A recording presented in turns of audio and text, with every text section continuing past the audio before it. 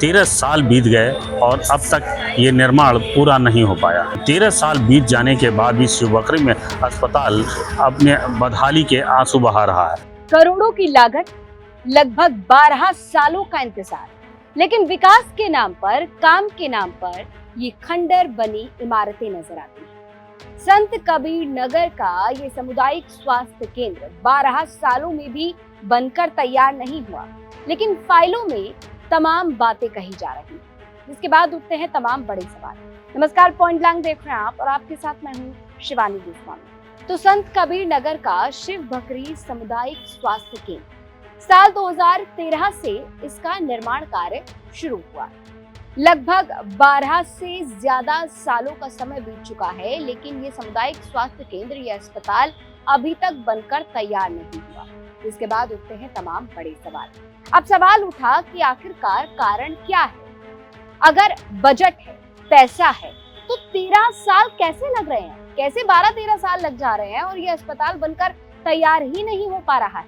क्या अधिकारियों की लापरवाही, क्या विभाग की लापरवाही, क्या निगरानी नहीं की जा रही है? आखिर कारण क्या? विकास के नाम पर नजर आती हैं ये खंडर बनी इमारतें, जो अस्पताल तो नहीं बना, लेकिन इमारत भी बनकर अब सड़ने को छोड़ दी गई है।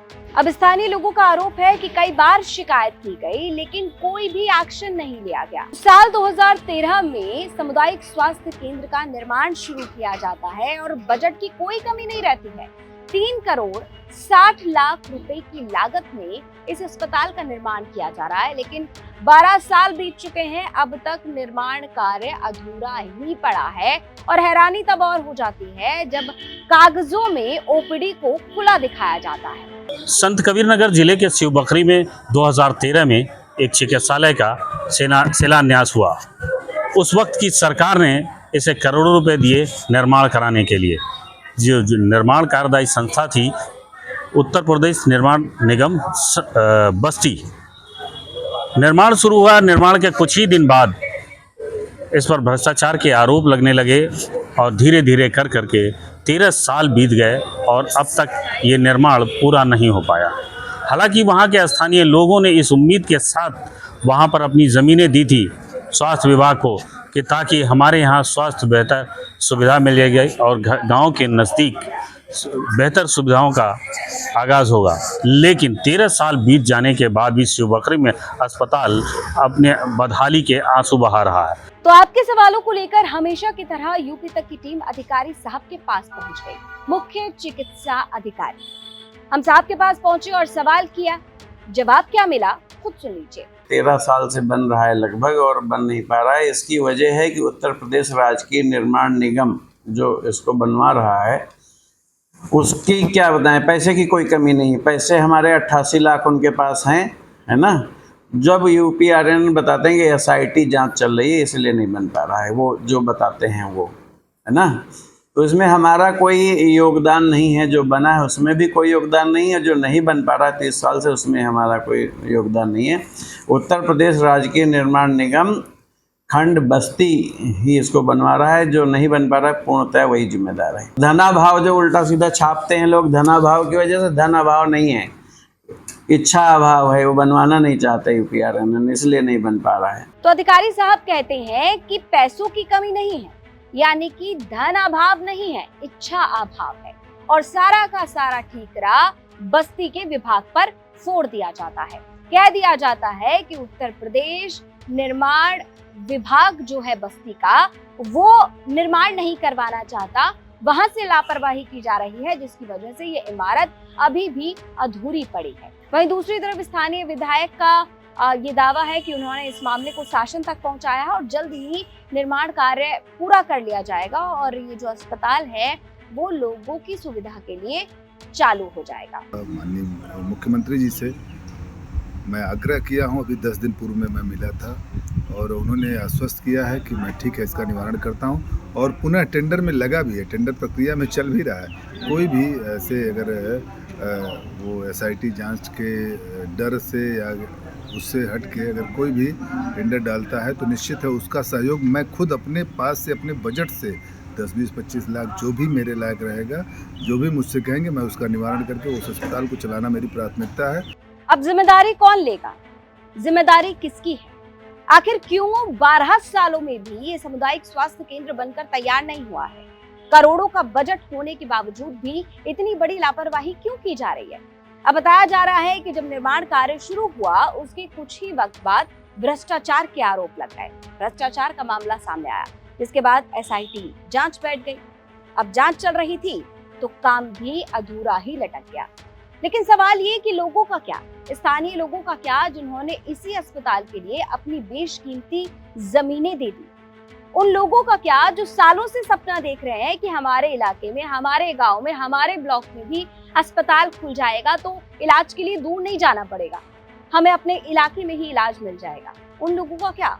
सालों के जो सपने थे वो सब चूर चूर हो रहे हैं और जमीन पर नजर आती है तो सिर्फ खंडर बनी ये इमारत। जिसके बाद उठते हैं तमाम बड़े सवाल। तो तमाम जिम्मेदार अधिकारियों से हमारे यानी यूपी तक के ये कुछ सवाल। पहला सवाल, 12 साल बाद भी सामुदायिक स्वास्थ्य केंद्र अधूरा क्यों? दूसरा सवाल, निर्माण एजेंसी और संबंधित विभाग की लापरवाही के चलते क्या काम नहीं किया गया? तीसरा सवाल, कागजों में ओपीडी और स्वास्थ्य सेवाएं दिखाने के बावजूद जमीन पर अस्पताल चालू क्यों नहीं है? चौथा सवाल, जांच के बाद क्या कोई ठोस कदम उठाया जाएगा? क्या कोई एक्शन लिया जाएगा या फिर ये मामला भी फाइलों में दबकर रह जाएगा? तो 12 सालों से ये निर्माण कार्य अधूरा है। कागजों में तमाम दावे किए जाते हैं, तमाम बातें कही जाती हैं, लेकिन जमीन पर सिर्फ खंडरनुमा ये इमारतें ही नजर आती हैं। तो 12 सालों से सामुदायिक स्वास्थ्य केंद्र बनकर तैयार नहीं है। ये तमाम बड़े सवाल जिनका जवाब मिलना बेहद जरूरी है। तमाम जिम्मेदार अधिकारी साहब सामने आइए और इन सवालों का जवाब दीजिए। पॉइंट ब्लैंक लगातार आपकी खबरों को लेकर आता है और लगातार आपके सवालों को उठाता है। अगर आपको अपने आसपास कोई भी प्रशासनिक लापरवाही नजर आती है तो आप हमें कमेंट बॉक्स में जरूर बताइए। हमारी टीम यानी यूपी तक की टीम आपके द्वारा दी गई जानकारी की पड़ताल करेगी और अगर खबर सही पाई गई तो हम आपकी खबर को लेकर आएंगे और आपके सवालों को अधिकारियों तक जरूर पहुंचाएंगे। ये खबर हमें भेजी थी संत कबीर नगर से हमारे सहयोगी आलमगीर ने। इस पर अपनी राय कमेंट बॉक्स में जरूर रखें और जैसे कि आप सभी जानते हैं, उत्तर प्रदेश की तमाम खबरों को जानने के लिए लगातार देखते रहिए यूपी तक। कांग्रेस के साथ आप कांग्रेस को किस तरीके से देख रहे हैं उत्तर प्रदेश में? क्योंकि अभी एक हफ्ते पहले कांग्रेस पार्टी के 2 नेता बहन जी के दरवाजे पर गए, उन्होंने दस्तक दे दी। कांग्रेस पार्टी ने उससे अपना पल्ला झाड़ लिया, लेकिन ये अब कहा जा रहा है कि कांग्रेस पार्टी एक चाहती है कि कोई ना कोई दलित पार्टी, दलित चेहरा खास करके बसपा के साथ जाए। आपको लगता है, क्योंकि आपके भी कांग्रेस से संबंध रहे? नहीं, मैं दलित पार्टी नहीं हूँ, मैं दलित पार्टी नहीं हूँ। बीएसपी के लिए आप ऐसा कहना चाहते तो उनके नेताओं के सामने कहना, शायद वो जवाब आपको दे सकें। उन्होंने तो अपने नारे बदल लिया, लेकिन आप उससे दलित पार्टी का टैग नहीं हटा पाए। ये बड़ा चिंताजनक है। बहुजन से उन्होंने सर्वजन कर दिया, बहुजन समाज के लोगों में, उनकी भावनाओं में, मनोबल में गिरावट आ गई, लेकिन वो फिर भी मुझे तकलीफ के साथ कहना पड़ेगा कि वो दलित नेता ही आप लोग उनको मानते रहे। ये बड़ा चिंताजनक है। आप खुद को दलित नेता नहीं मानते? आप कभी मुख्यमंत्री को ठाकुर नेता कह सकते हैं क्या? हिम्मत जुटा कहिए, तब मैं फिर मानूं कि आप, या XYZ जितने नेता, जैसे आप ब्रजेश पाठक जी से मिलेंगे तो उनसे कहीं आप ब्राह्मण नेता हैं, हालांकि वो ब्राह्मण सम्मेलन में जाते हैं। मैं तो नहीं जाता दलित सम्मेलन में, मैं तो बहुजन समाज के सम्मेलन में जाता हूं, लेकिन आप नहीं पूछ सकते हैं। लेकिन जो बात आपने कही कि भाई कांग्रेस के लोग, देखिए बड़ी नेता है वो, और जितना प्रोटोकॉल, जिस तरह का प्रोसीजर मैं समझता हूँ, समय लेके जाना चाहिए। जब समय मिल जाए तभी जाना चाहिए।